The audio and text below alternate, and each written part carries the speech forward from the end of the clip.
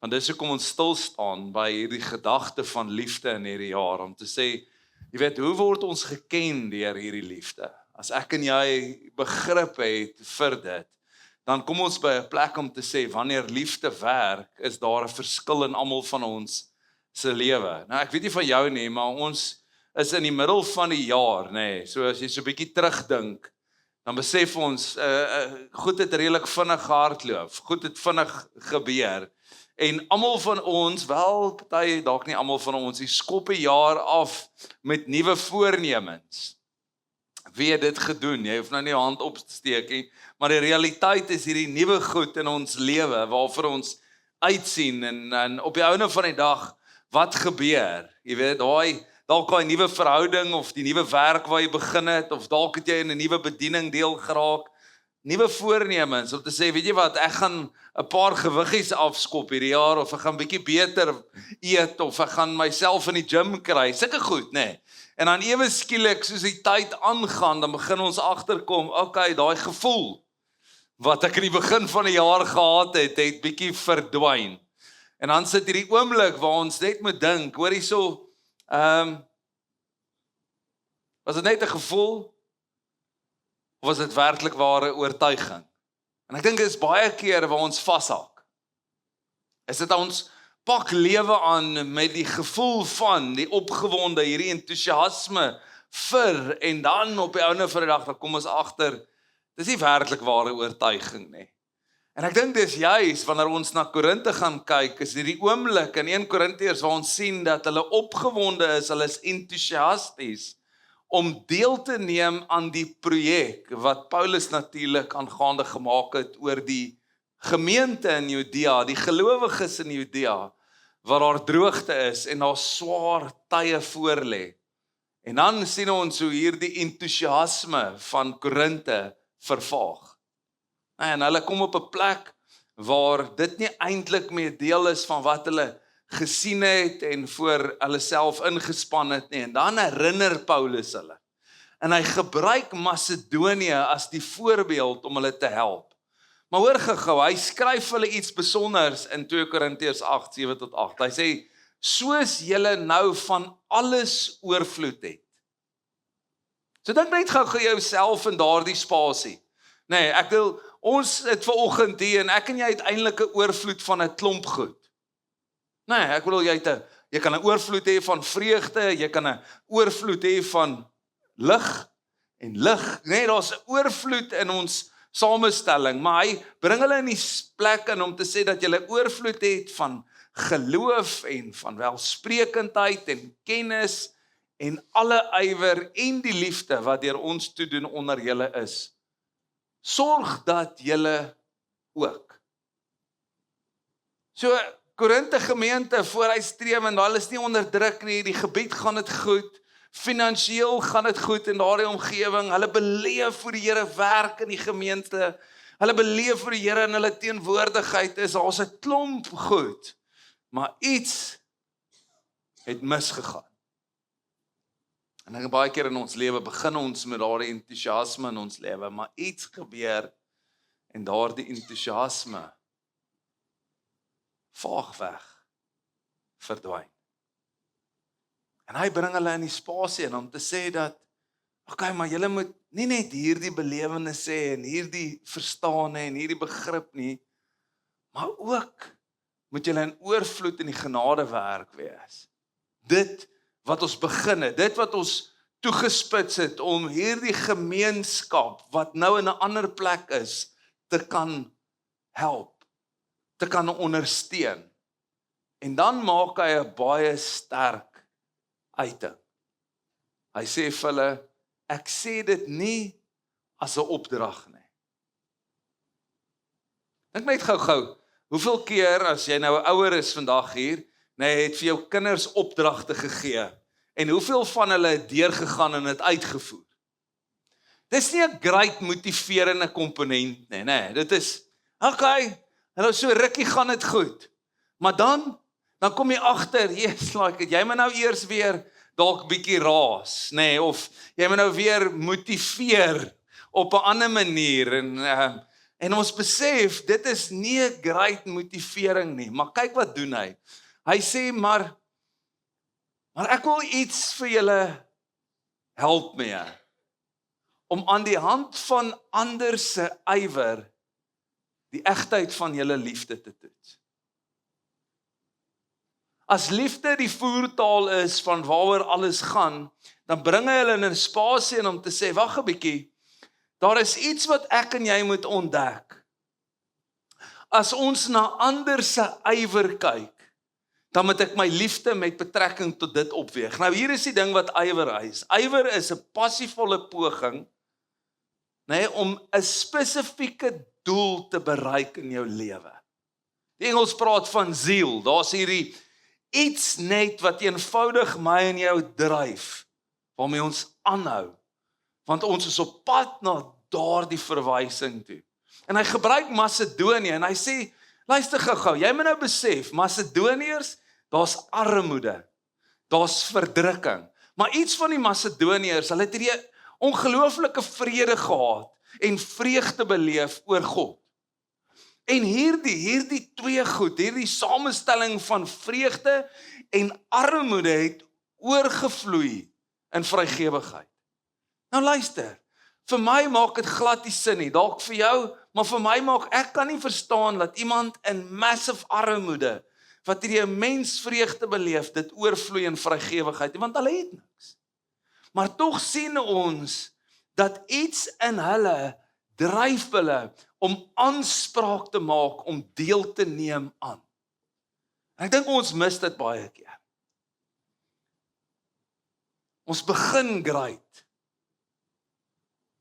maar dan vervaag dit hier langs die pad. En iets wat ons optel in hierdie gesprek is dat liefde dryf ywer. En Paulus help ons eintlik met dit.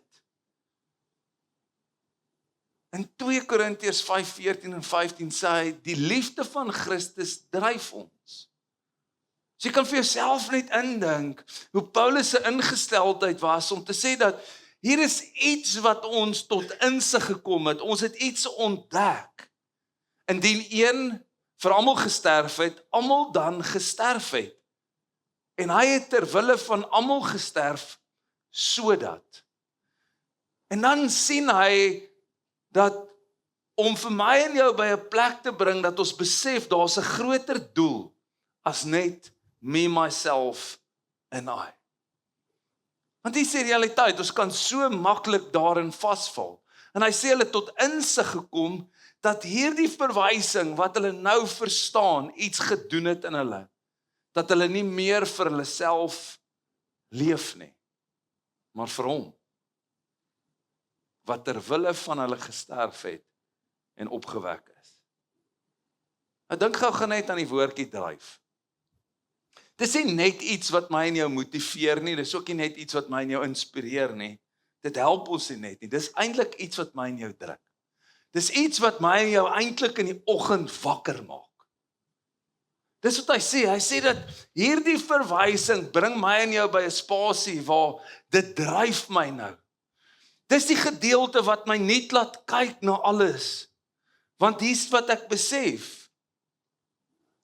Wanneer ek hierdie liefde begryp en verstaan, dan het ek nie herinnering nodig. Ek wil dit so verduidelik. Toe ek vir Erika ontmoet het, jy weet daai oomblik, daar's ons altyd 'n oomblik. Nee, toe besef ek, sure, hier's potentiaal. Nee, hier's amazing potentiaal. En wat gebeur is natuurlik, in hierdie spasie, wat doen ek? Jy weet, ons praat van vlerksleep. Nou kan ek jou net gou help, jy maak tyd vir mekaar. Nee, dit word 'n prioriteit in jou lewe. Jy dink aan haar. Maar meer is dit, jy offer op. Ek kan onthou, waar ek in 'n week klaar gewerk het op die plaas, en dan op 'n Saterdag, hier, so 2 uur se kant, wanneer ek nou agterkom, okay, ek mis al nou te veel, dan klim ek in my kar, dan ry ek van Ellis Ras af Pretoria toe, sonder om daaroor te dink.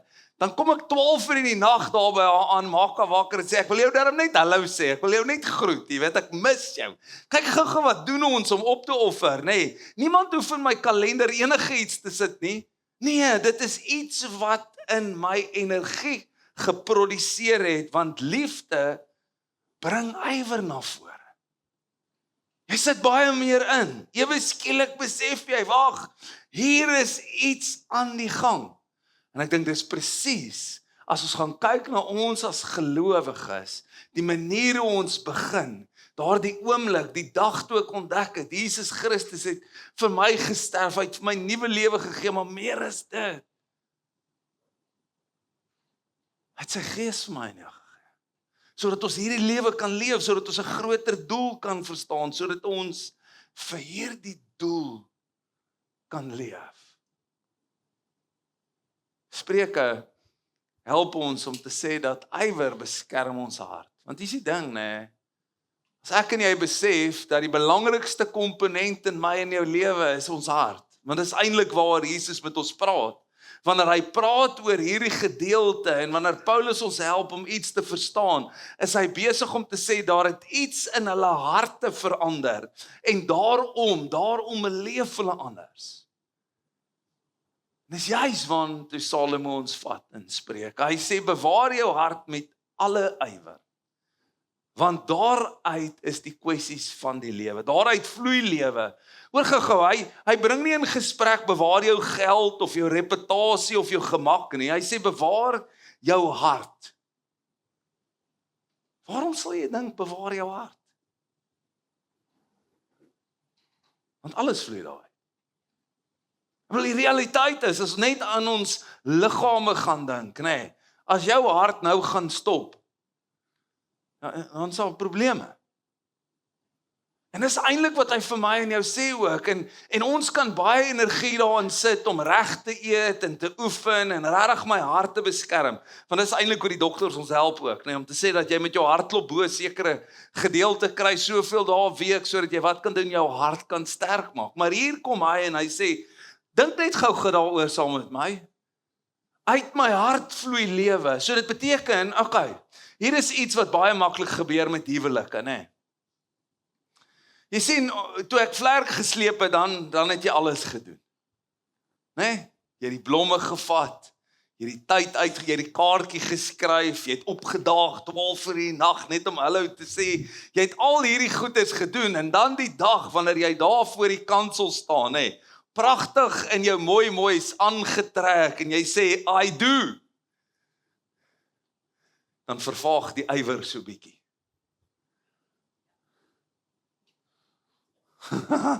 Hoor haar.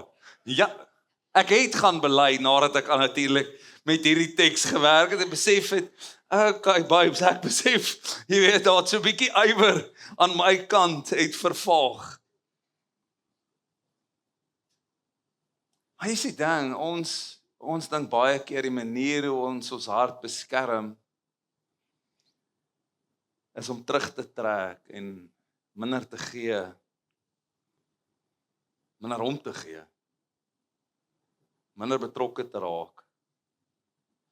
Eintlik Spreuke bring ons en sê, wag 'n bietjie, die manier hoe ek in ons hart beskerm is eintlik om ywerig te bly. Hier is daai oomblikke wanneer goed nie lekker gaan nie, wat jy aanhou. Waar jy naby bly, waar jy gee, waar jy dien, waar jy aanbid, waar jy gehoorsaam, want hier is die ding, as ywer verdwyn, skep dit spasie, dat iets anderste in my hart inkom.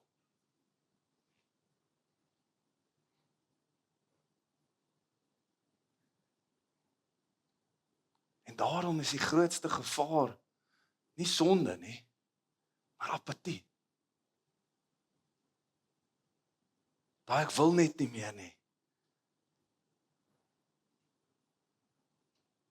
Ek staan weg.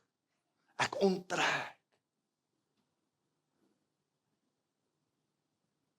En juis in daardie spasie bring Paulus ons en sê, wag 'n bietjie Korinte, wanneer hy met hulle praat, is dit nie dat hulle in rebellie gegaan het nie, maar dat hulle opgehou het.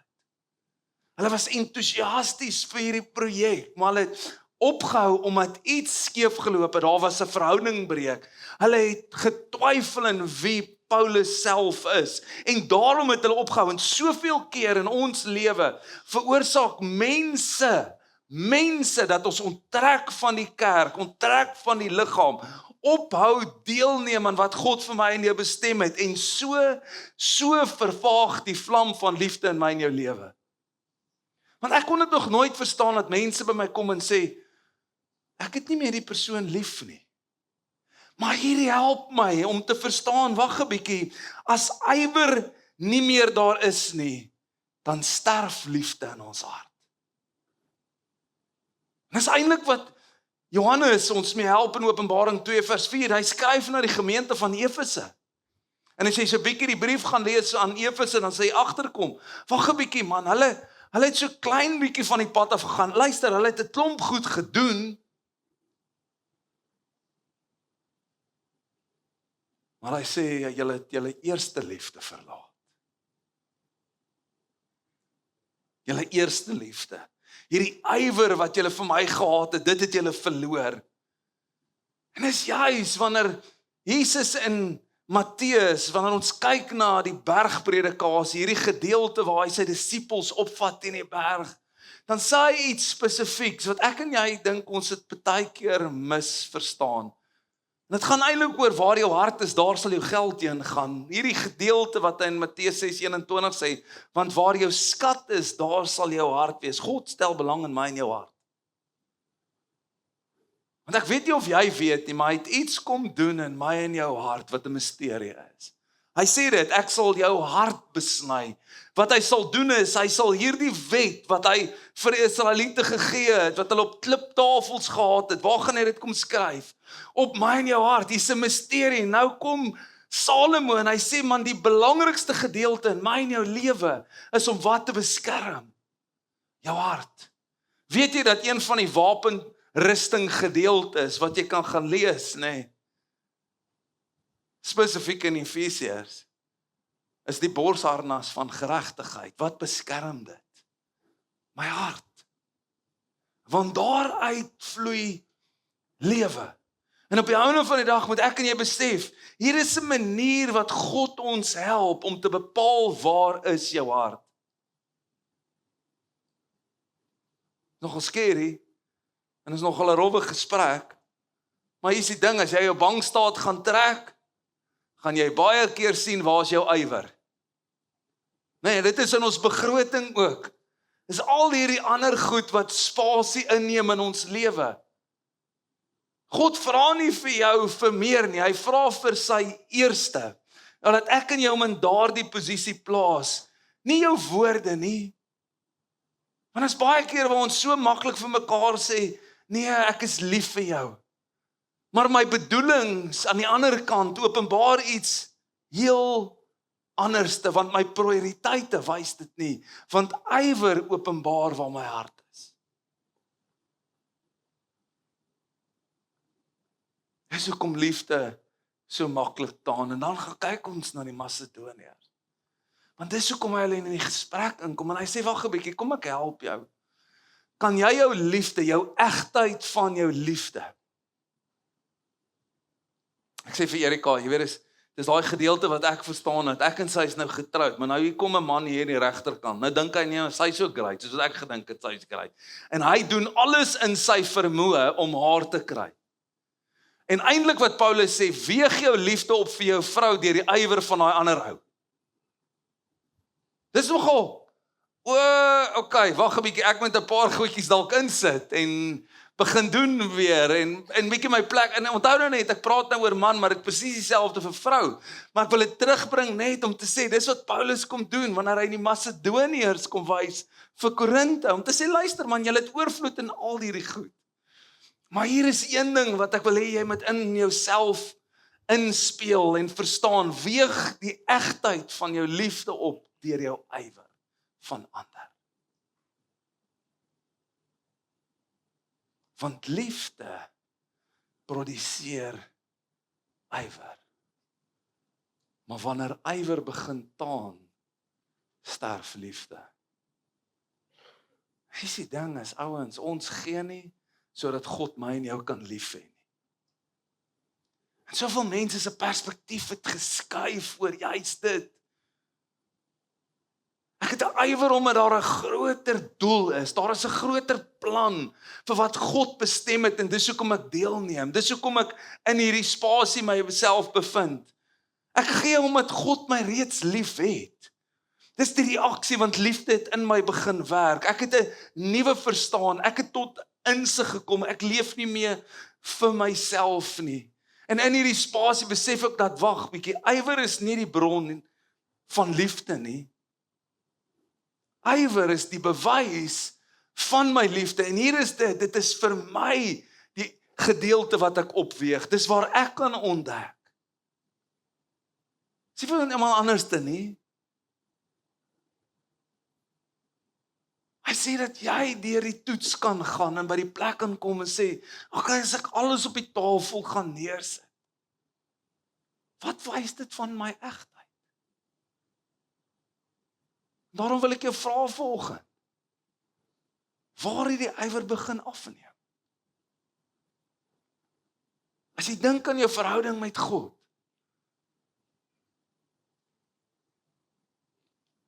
het die ywer begin afneem om die Bybel te lees.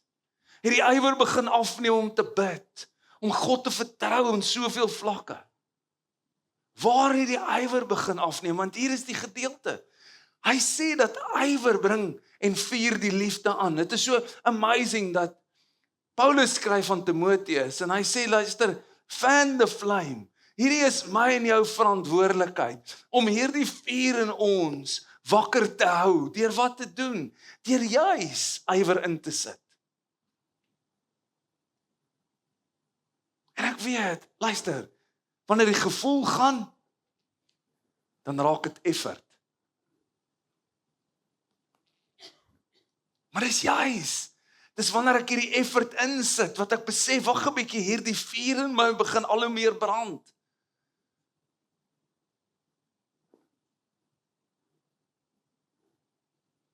Ywer in my huwelik.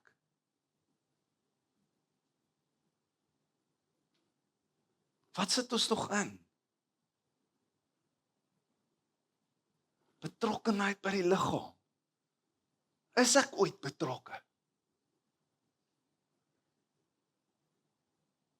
Want hy sê, luister ouens, die manier hoe ons hierdie aanvuur is deur ywer, om betrokke te raak, om deel te wees van waarmee God besig is. Dink aan ons vrygewigheid. Jy het dit iewers te begin opbou. En daardie ywer begin toon, dink aan jou aanbidding. Jy weet daai oomblikke waar ek net stop en besef wat God kon doen het. Van my lewe begin hierdie toon. Ek het ywer ingesit by die werk. Ek doen meer as wat vir my verwag word. Hoekom? Want dit gaan nie oor my werk nie, dit gaan oor God. Dit gaan oor iets wat God in my kom doen het.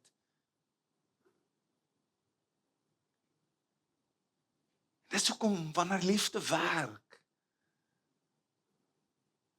dan word ywer wakker.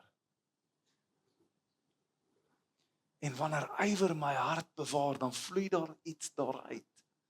Soos gehoorsaamheid, vrygewigheid en diensbaarheid, aanbidding en vertroue.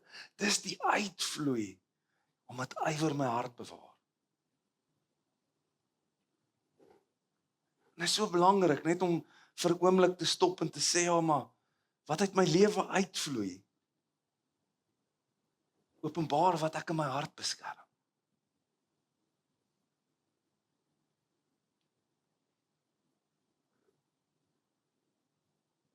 Daarom sê hy, bewaar jou hart met ywer.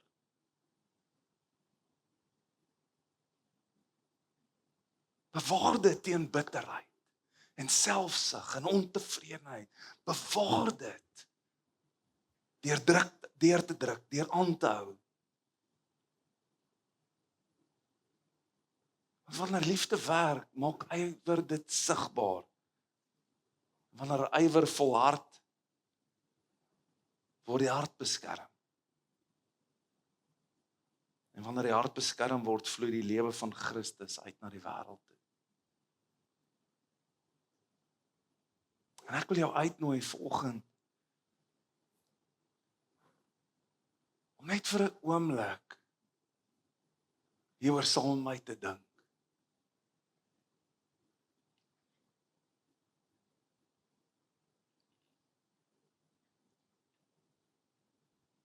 En toe te laat dat God iets met jou deel vandag.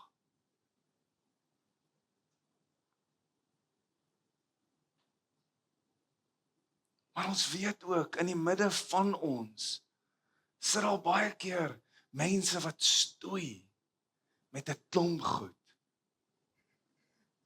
En ons het dit goed gedink vandag om 'n oomblik soos hierdie te skep, waar ons 'n mandjie gaan omstuur. En vir mense vandag kan toelaat wat nie het nie om te kom kry. Want ons sit baie keer langs mekaar en ons weet nie eens waardeur gaan mense nie. So ek wil jou uitnooi vandag. Ons gaan 'n finansiële bydrae opneem nou. Die mandjies gaan omgaan. En dan gaan Jolandi daar agter staan. En as jy vanoggend hier is en jy het nie petrol om jou kar te gooi nie, jy het nie krag in jou huis nie, jy het nie kos in jou huiskaste nie, jy weet nie hoe jy môre gaan maak nie, dan wil ek jou vra dat jy agter na Jolandi toe gaan, sy gaan daar staan en dat jy vir jou gaan kry. Want hier is die ding, dat God sien jou. En die realiteit is, God werk deur my en jou, sodat ander kan sien, hy is Christus. Hy is die ene wat op die troon sit. Hy is die ene wat deurbreek vir ouens. Wanneer dit op die moeilikste gaan en mense wil opgee. En ek wil vandag vir jou sê, jy wat dalk nie kon krag betaal nie, God het nog nooit opgegee op jou nie. En dis hoekom jy uitgesonder word vandag. Dis nie omdat jy iets verkeerd gedoen het, want baie keer kan ons daar kom en dink, ag Here, nou is ek weer in hierdie situasie. Ja, en ons maak foute. Maar dat ek jou vandag wil vra dat jy anders daaroor sal dink, dat hierdie oomblik is nie om mense te help uit hulle gemors nie, maar mense te wys dat Jesus hulle harte ken en hulle stemme hoor. That's why we do this. Dis daai kind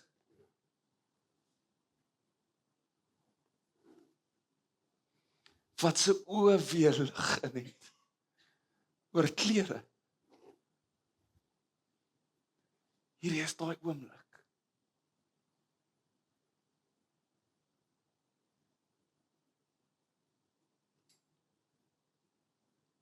So ek wil die ouens vra, wil jy nie daai mandjie vat en dit net omstuur nie asseblief? En as jy al reeds finansies ingegooi het in die G-boks, moenie worry, hulle gaan alles uithaal. En ek wil jou nooi vanoggend, as jy sit en jy is daai ou, moenie skaam voel nie. Moenie voel jy kan nie gaan kry nie, asseblief, moenie jy uitstap nie. Gaan en gaan kry, hulle gaan daar agter vir jou wag. As jy wil voel jy wil wag dat die mense uitloop, doen dit. Maar moenie jy uitgaan. As jy weet, vandag het jy nood en die Here het jou gebed gehoor nie.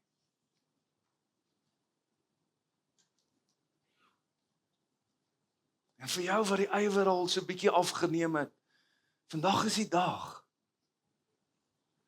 Vandag is die oomblik om te recommit, om te sê, Here, ek besef, daardie passie in my het getaan. Maar vandag vat ek dit weer as my verantwoordelikheid en vandag gaan ek weer hierdie vlam aanvuur deur ywer in te sit.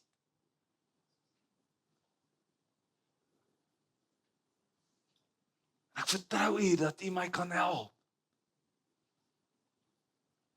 Dat dit 'n realiteit word. So ek wil vir jou bid vandag. Vir ons bid, want ek het dit net so nodig soos jy.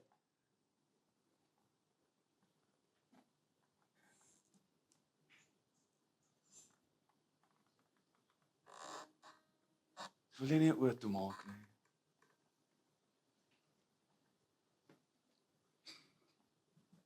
Here, ek wil heel eerstens vanoggend kom bid vir hulle wat hier sit vanoggend en dalk deur finansiële krisisse gaan, moeilike omstandighede.